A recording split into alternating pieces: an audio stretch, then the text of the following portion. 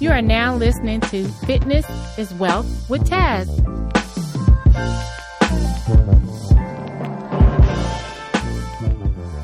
Hi everyone, this is Taz. Fitness is Wealth. I want to talk about today a personal subject that a lot of people go through. So we're going to talk about depression. We're going to talk about different types of depression. We're going to try to find a solution in how you can take the steps on your own if you don't have the income to go talk to someone. First step is we have to acknowledge postpartum depression is a big thing lately with a lot of new mothers. 19 years ago, I noticed I had some kind of depression going on. And I'm like, I'm usually a happy person, and it just didn't feel right. So while you're pregnant, you never notice it because the doctor says these are your emotional hormones because you're having a child. No one can really diagnose you of depression because they're always going to say, well, you're having a child. So kind of just chill out, eat what you need to eat, and relax and be good for the baby. Guess what I just said? Be good for the baby. You're forgotten. And see, that's what triggers the depression. No one worries about you. They worry about the baby. No one worries about the person who's carrying the baby and who's having these emotions about being pregnant or being big or being fat.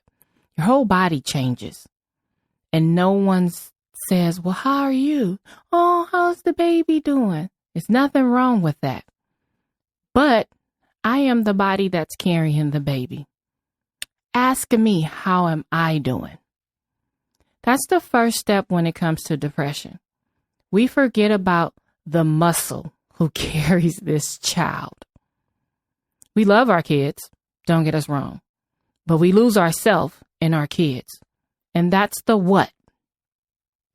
The why it happens. Because we lose ourselves in raising this child. What if this doesn't work? Am I too old? Oh my God, look at my body.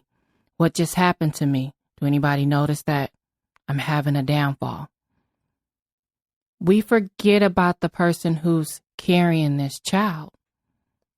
The when it happens. Sometimes it doesn't happen until the 3rd month, when you're 6 months, and after the child. See, after the child, some people don't lose the weight. Some people don't have millions of dollars to get the plastic surgery. Let's just be realistic here because there's a lot of TV lying. You can have a child. There's a lot of women out here who still has that belly button. That's not in place. That still has that extra fat. Now, if I had that extra money, I probably wouldn't have that extra fat. TV lies to you. There are a lot of women who are fitness women who know how to get it back right. But let's keep in mind, people who are human, people who are these great mothers, that don't happen realistically. There's still some stretch marks. There's still some pull of the stomach. There's still some cellulite here and there. It's okay. I think that's a beautiful thing that lets you know that you're real, you're a human. So then it falls into depression because you don't have that same body you have when you were not pregnant. I think we need to learn how to love ourselves. That's the first step to engaging into our bodies.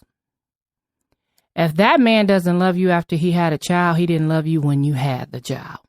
Let's get that straight. That man loves you and he says, I don't care if you got these stretch marks. You don't need to get your stomach done.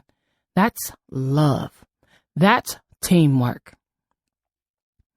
We need to find people who's around us who love us. Depression starts with people noticing you in the negative, not in the positive.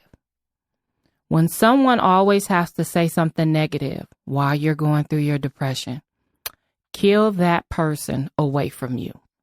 And when I say kill that person away from you, block all that.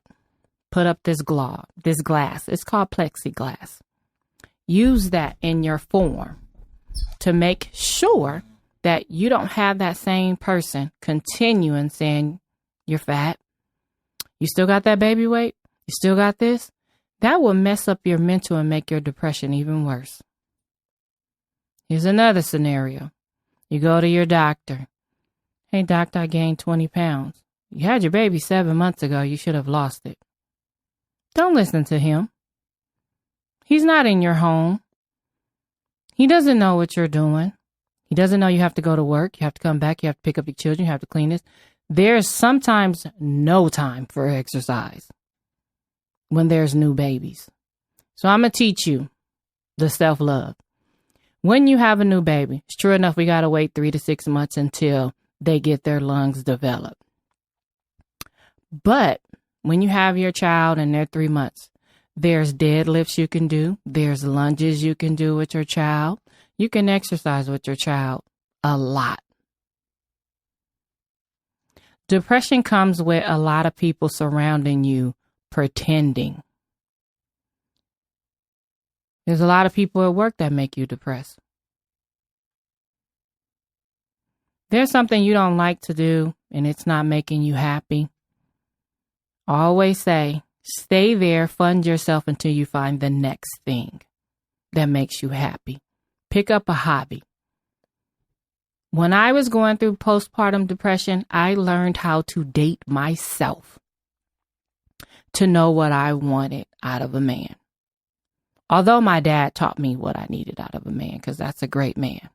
Although my mom taught me what I needed out of myself. I'm going to repeat that.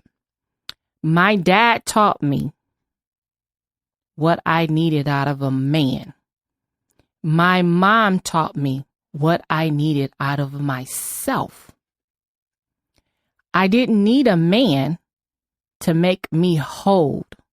I needed myself to make me whole. And that's what got me through my postpartum depression. Yeah, when I had my daughter, her dad left.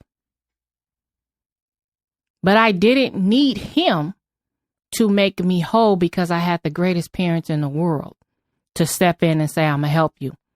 You got to raise your child, though, but I'm going to help you. I had my moments when it wasn't getting better, like I can only be tough for so long. Let me find somebody to talk to. Black people don't go see psychiatrists. They go see their mom or daddy. Those are not good solutions because they mad at that person who left you or made you this way. I came to the conclusion no one made me anyway. My equilibrium was off. Because one, when I had my daughter, she flatlined. And thank for the grace of God of my mom brought her back alive in Children's Hospital, who's the greatest hospital. My daughter's lungs collapsed when she was 3 months. So that brought on more depression. More what, when, and why, and what I'm going to do. So the more and more I saw my daughter laying in there and she was fighting, I was seeing a psychiatrist. I was taking the steps to be like, this is what I'm angry about. This is what's going on. And I'm lost. It's okay to be lost because when you're lost, you can find yourself. When you find yourself, you can treat yourself. I found myself. I treated myself. I dated myself. I didn't need other people to validate my issues. I needed to validate my issues to help me.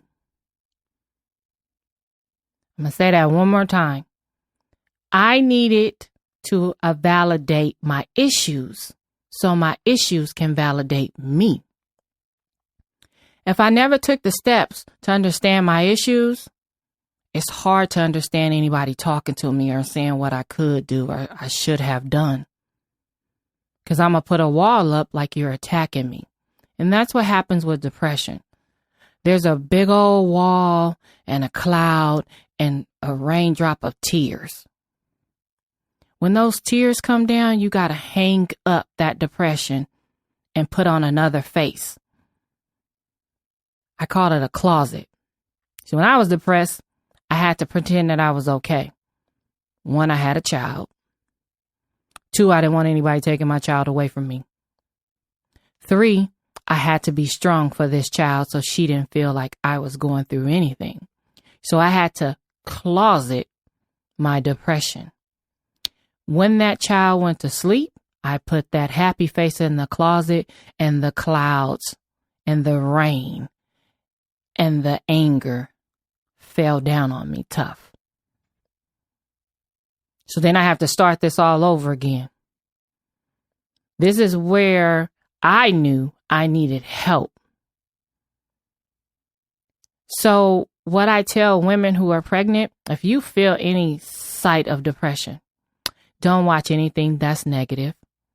Don't eat anything that's negative. Don't talk to friends who are negative about your relationship. Give it to God, keep it to yourself, and talk to a psychiatrist. And it's okay to talk to somebody while you're pregnant. There's a lot of emotions going on. You have the hunger emotion. You have the man emotion. You have these irritations that come along. You have these cravings. You have these body images that you're looking at like, am I going to get my body back? Do I have the money to get the plastic surgery? Don't watch TV that's falsifying women's bodies. There's a lot of people that body shame, especially men. They body shame a lot of women, especially black men. Body shame us. I'm here to tell you, black men, we don't body shame you guys. We don't talk about how you guys are getting weaves either. Yeah, ladies, men are getting men weaves now. We still don't go on social media and talk about that. But they're so quick to talk about us getting hair weaves, eyelashes. They're doing the same thing. Saw a man the other day getting tattooed mascara. I didn't body shame him. I smiled. I said, do you like that color? He said, yeah. I said, it looks great on you. See how positive I was about that. I think our black men need to learn how to stand up for the black queens, the black goddesses, the black princesses. See, when you body shame us, God grants you with a daughter. Pay attention, black man. You want your first child to be a boy so bad she turned out to be a queen. So then you realize, I don't want nobody body shaming my daughter. I don't want nobody doing this to my daughter. Then why do you do it in the beginning to the black woman? Depression comes from a black man. We have to understand how we start, how we end. That's postpartum depression. Let me tell you about men depression. They have it too. They stay real quiet about it. You can always notice the men depression. They go through this midlife crisis. They start changing their looks. They start getting the man weaves. They lose their job. They're no longer sexy in their eyes. So they gather up a child that's maybe 20 years old to make them feel superior. Oh yeah, man, I notice you. I notice you. See, when you open up your worms about black women and how they're always angry and they're always bitter, they're always this. Men are bitter too. Depression and bitter are all the same because there was somebody who put that pressure on them to feel the way they feel. I think as a unit, black, Hispanic, white, stop the body shaming. Stop pointing the finger at somebody's body because you don't know what they're going through. We talk about other people and what they look like and what they're supposed to look like. I don't knock anybody who wants to get breast implants, their stomach done. Do whatever makes you happy. But what I knock is when you lie about it. Oh, I work out 19 days out the week. There is no 19 days out the week. 7 days out the week. Oh, yeah, I worked out. I didn't have no plastic surgery at this baby. Child, please. You did. And it's okay. It's okay. We got men getting liposuction now. We got men putting calves plastic calves in their bodies. There's a whole lot of stuff men are doing like women. And it's okay, because you want to know why? Women don't body shame men. We're not interested in you. We're not interested in you. It's not that we're talking about you. It's not about your money. It's not about let me take that back. Pause. There are a lot of women who talk to you because you have money. There are a lot of genuine women who have money and talk to you because you're you. See, we got to stop looking at people as a price tag and as a budget. Depression goes all the way around. You could be depressed because you don't have enough money. You can be depressed because you just lost your job. You can be depressed and you don't even know why you're depressed. You can have a lot of scenarios that will make you depressed. And when you know when it happened, where it happened, now here's the special part. How am I going to fix my depression? Who do I need to get away from me so my depression don't get worse? Where do I find somebody who I can talk to so I can fix this day by day? Depression happens overnight. Something triggered something that you were hiding. You could have been hiding it at 5, and somebody in your circle or something you seen triggered it and it came out. Then you get this dark cloud on you. You're like, whoa, what just happened here? I don't know what happened. Now you're angry because you're trying to fight a cloud that's inside your body. You don't know why this cloud is inside your body. You just feel a whole lot of pressure. And that pressure gets aggressive. And now you're trying to figure out, is it the people around me or am I sick? It's a chemical imbalance. Once you know it's a chemical imbalance, make sure you have nothing but positive images, positive people, positive trips, positive social conversations. This would change my whole aspect of life. My daughter and my son. I really got into cartoons with my kids, and that was like really positive. And I would go to the beach because that was my safe haven. And I would do that consistently. They didn't know I was depressed. They didn't know that they were my healing session. And after they couldn't do it anymore, I started going into the process of healing people. I went to massage school. Although I learned a lot of the stuff from my grandma, I still needed that license. So as I started healing people, I started meeting new people. They started telling me their problems. Sure enough, they were my therapy because I thought I was there by myself. They would tell me when I touch them, it would be like, well, you know what, Taz, and this, and it would be so healing to me, like, oh, I'm not out here by myself. And it was one of those crazy things that after I'm done working on it, they were like, Taz, you saved me. I didn't know that. And I'm like, you saved me. I'm going to see you next week. You'll see me next week because they were my therapy too. I never worked with anybody that was negative. Everybody throughout my 24 years of my career was all positive. Let me take that back. 23 years of my career was positive. This last year was not of people. And what I did with those people, I wasn't negative with them. I said at this particular point in time, I can no longer work with you. Not because who you are. It was because I didn't want them triggering my depression. If there's never an end result to your depression or never an end result to what you're going to do to make it better, then it will get worse for you. If you have consistent negative people around you, it will get bad to the point to where you're like, is this really going on? I'm hearing this problem, but she still don't have a solution. It's really tiring. It goes to a point to where you get sleepy. Sometimes people want to kill themselves.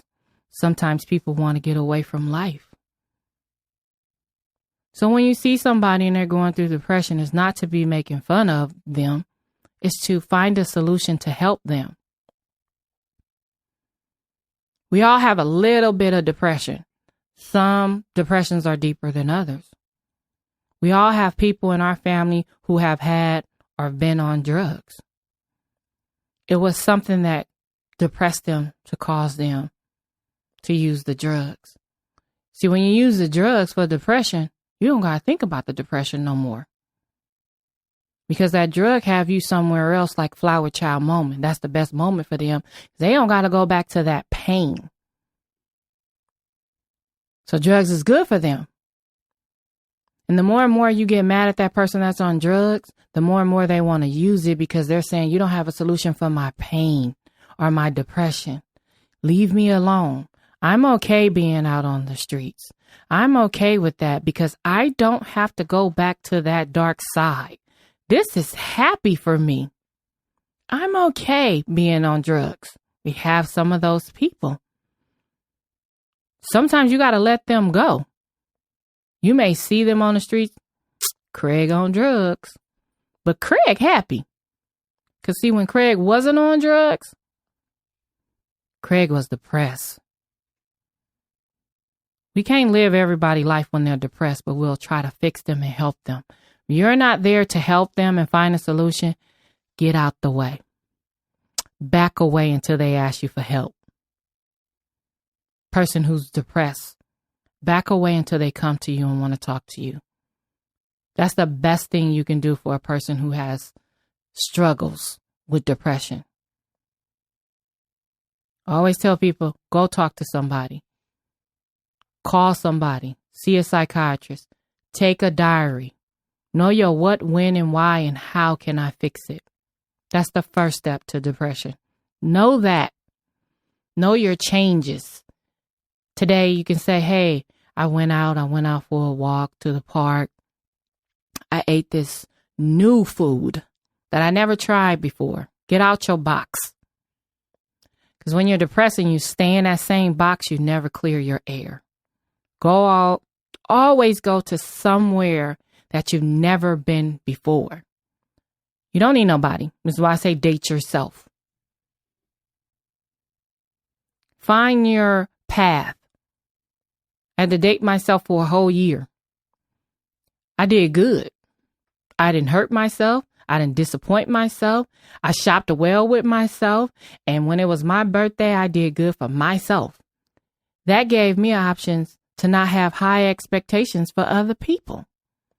So now, some people might say this wrong. I think the worst of people so they can prove me wrong.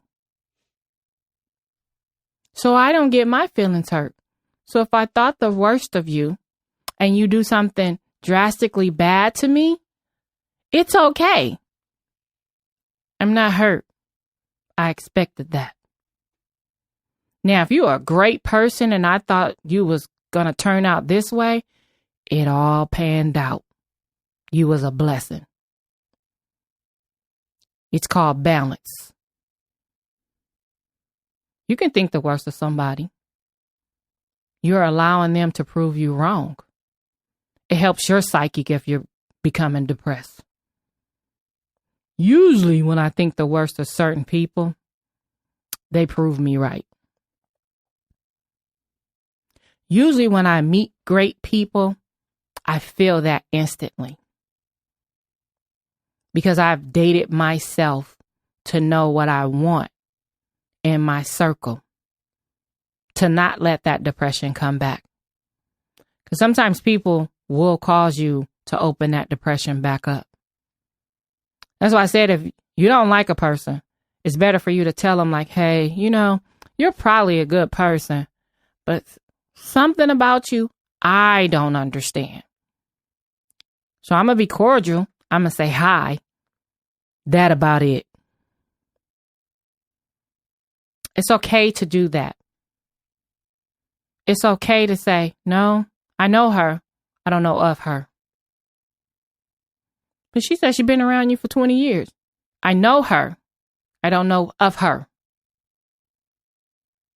These are two different things.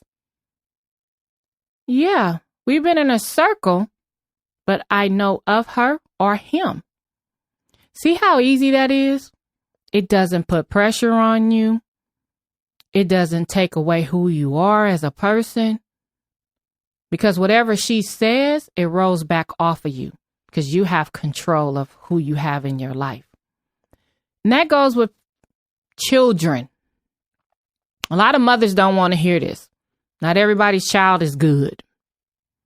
Not everybody's child gonna have your expectations. We all have to say sometimes, you didn't do exactly what I wanted you to do. I gotta let you live, and I gotta let you go. We have a lot of mothers who kill themselves over their kids. And you know when your kid is not good. Every mother know. You can have 9 children. Out of those 9, you'll say, well, 3 of them I know going to take care of me. 6 of them not going to care about me. Because once they meet people, I'm not a factor. Every mother knows their child. Every mother needs to stop faking that all their children are good. No, they're not. They're not all good. They're good in spirit, but there may not be good in action. And it's okay. You can say that. Because at the end of the day, that takes the pressure off of you. I raised them the right way. How they turn out as an adult doesn't hold a inch of guilt on me. It's okay to say that. Because sometimes our kids can make us depressed as well. And we lose ourselves in our kids. When you lose yourself in your kids, you have no more self-worth. That becomes depressing. If you say this at the end of the day, and I tell everybody, when I have my kids, I don't know how they're going to turn out. But I know they better respect every adult that comes their way. Now, when they become adults, that has nothing to do with me. I know about my son. I know who he is. He's a gentleman.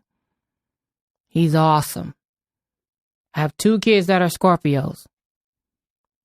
He's this way. My daughter, that's the truth about that Scorpio. Very feisty, very attitude-ish, very egotistic, very you owe me. And I'm saying this live.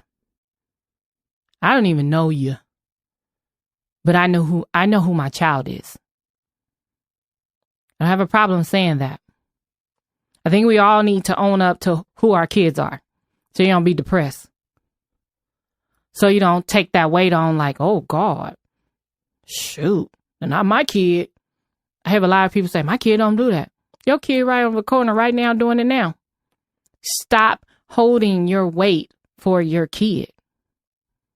Sometimes you gotta let them drown so they can swim back up. And that's what everything in life. We don't owe anybody anything. You don't owe your kids nothing. You don't owe a friend anything. What you do is you owe yourself today in 2019 to be happy, to get out of your depression, to get out of your slum, to get out of your anger. You owe yourself that worth. I tell women and men, open up yourself to be loved. You close yourself, you close your blessings. Depression can be fixed if you take the time out to understand what, when, why, where, and how. Write those down. And if you understand what I'm saying, you would take that, go see somebody, go call somebody and say, hey, I need help. Then write the list of your friends that you know who will support you and write the list that who won't support you. You don't tell them your business. The people who's going to support you will be right there. I want to say this has been a nice time talking to you guys. This is Taz. Fitness is Wealth, and have a blessed day. Thank you for listening to Fitness is Wealth. Be sure to rate and comment on the Apple Podcast. Give us a 5-star. We may read your comment on future episodes. You also can follow me on IG on cycling_7 training. Direct your messages to my DM if you have future questions. Thank you. Talk to you soon.